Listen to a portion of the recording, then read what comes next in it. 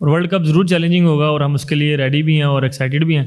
اور پار اسکور کیا ہوگا لیکن مجھے ابھی ظاہری پتہ تو نہیں ہے کنڈیشن ہمیں وہاں کیا ملے گی, لیکن جو نارملی سری لنکا کی کنڈیشن ہم نے جب بھی ہم وہاں گئے ہیں یا ٹی وی پہ یا کہیں بھی میچ دیکھیں تو وہاں پر مطلب ہائی اسکورنگ گیمز ہوتی نہیں ہیں, اسپیشلی پریماداسا میں جو کولمبو میں ہے وہاں پر ہائی اسکورنگ گیمز ہوتی نہیں ہیں.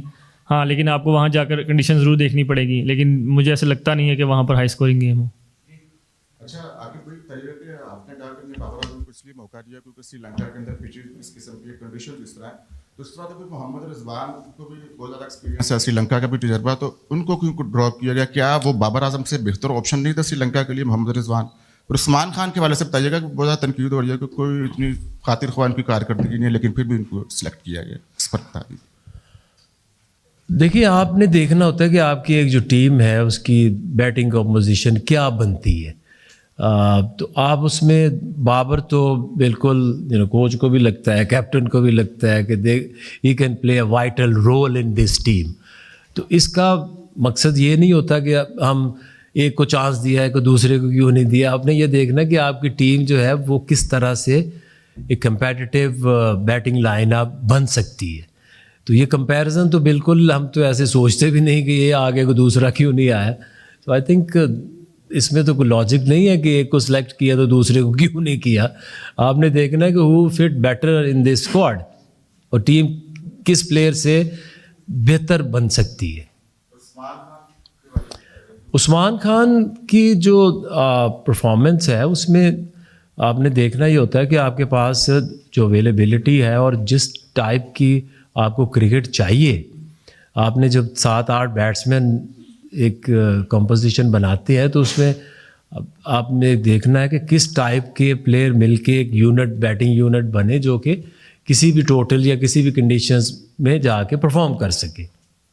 سلمان میرا سوال آپ سے ہے کہ بابر اعظم کے فارم کے اوپر تو بڑے سوالات ہو چکے ہیں, لیکن آپ ایز اے کیپٹن کیا سوچتے ہیں کیونکہ ان کی فارم آپ کے لیے کتنی کنسرننگ ہے؟ ایک تو ہوم کنڈیشن پہ ان کی پرفارمنس نہیں رہی, ایون اوے میں بھی جا کے دیکھ لی ہم نے کہ وہاں بھی پرفارمنس نہیں تھی, اور اب ورلڈ کپ چونکہ ایک بہت بڑا ٹورنامنٹ ہے, ایز اے کیپٹن آپ کے لیے کتنا کنسرننگ پوائنٹ ہے؟ And second my question is from the head coach Mike Hesson. Mike we are going with the most inexperienced guy Khawaja Nafay as a wicket keeper batter, while the other hand Usman Khan is also not performing up to the mark. Do you think that it's a pretty good option for Pakistan? And we have also Mohammad Rizwan who is not being part of the team from the last 1 year.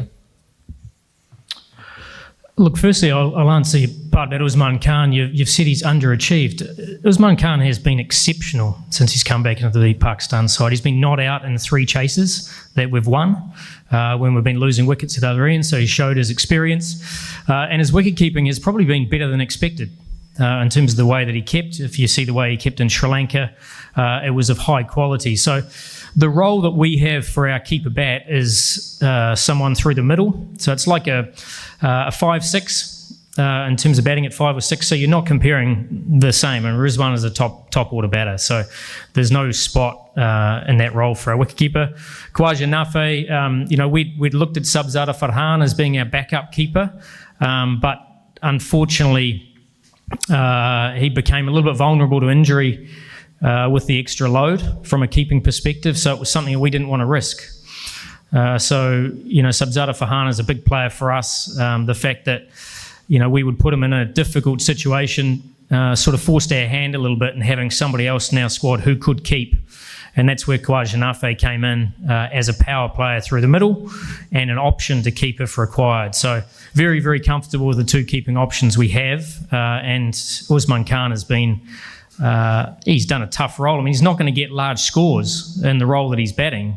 But the thing that I do ask is that they see the side through to victory. And he's done that on 3 occasions since he's been back.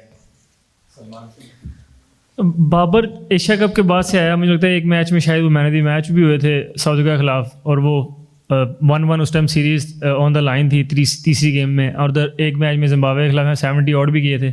اور مجھے لگتا ہے کہ وہ جب سے come back کے بعد ان کی اتنی بری پرفارمنس ہے نہیں, اتنی بری پرفارمنس مطلب آپ لوگ یا لوگ دکھاتے ہیں. ہاں ان کا بگ بیش اچھا نہیں گیا, لیکن وہ ایک ڈفرینٹ کنڈیشن ہے, اس کنڈیشنز کا تو مطلب کوئی وہی نہیں ہے, آگے ہم کو ویسی کنڈیشن ملنے ہی نہیں والی. تو مجھے لگتا ہے کہ سنس از کم بیک وہ T20 میں کافی بہتر پرفارمنس کر رہے ہیں پاکستان کے لیے, اور پاکستان سے اچھی پرفارمنس کریں سر, میرے لیے تو وہی میٹر کرتا ہے.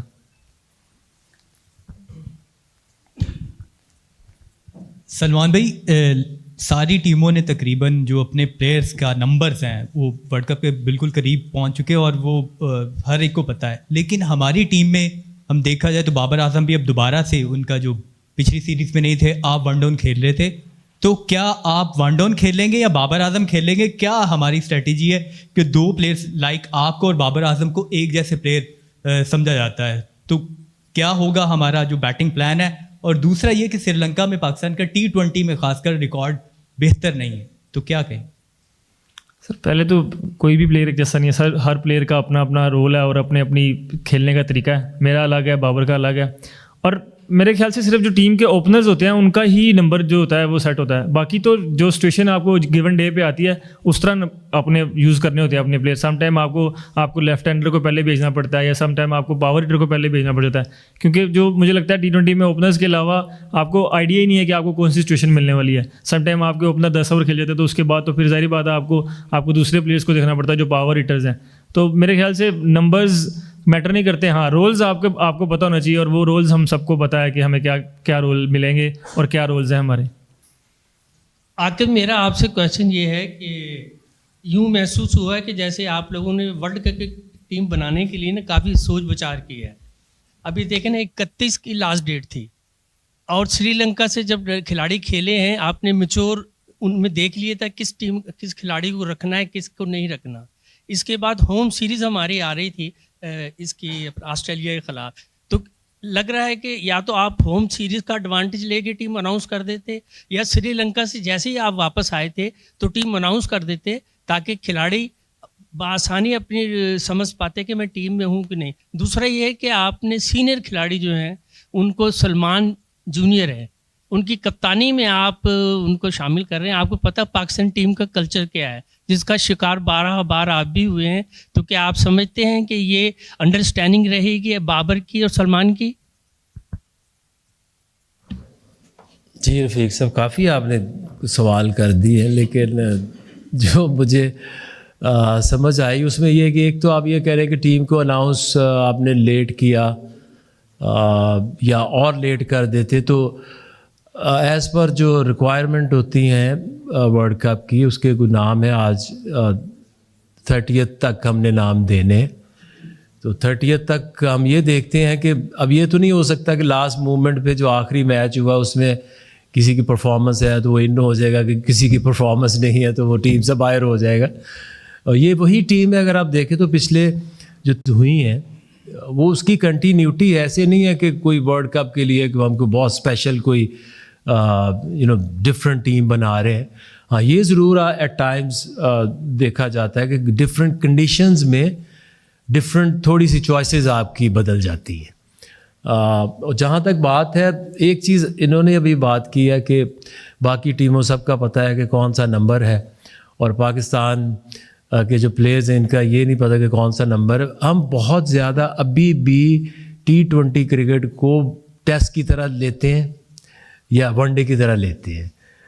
T20 is entirely different. اب اگر آپ سے میں کسی بھی ٹیم کا پوچھ لوں نا تو مجھے نہیں پتہ, یا نہ آگا کوئی پتہ ہوگا کہ باقی سری لنکا کی کون سی بیٹنگ آرڈر ہے یا انڈیا کا کون سا بیٹنگ آرڈر ہے. سو آئی تھنک یہ تھوڑا سا ہمیں T20 کرکٹ کو ڈفرینٹ طریقے سے سوچنا بھی پڑے گا اور دیکھنا بھی پڑے گا. اور آگا کی جہاں تک بات ہے,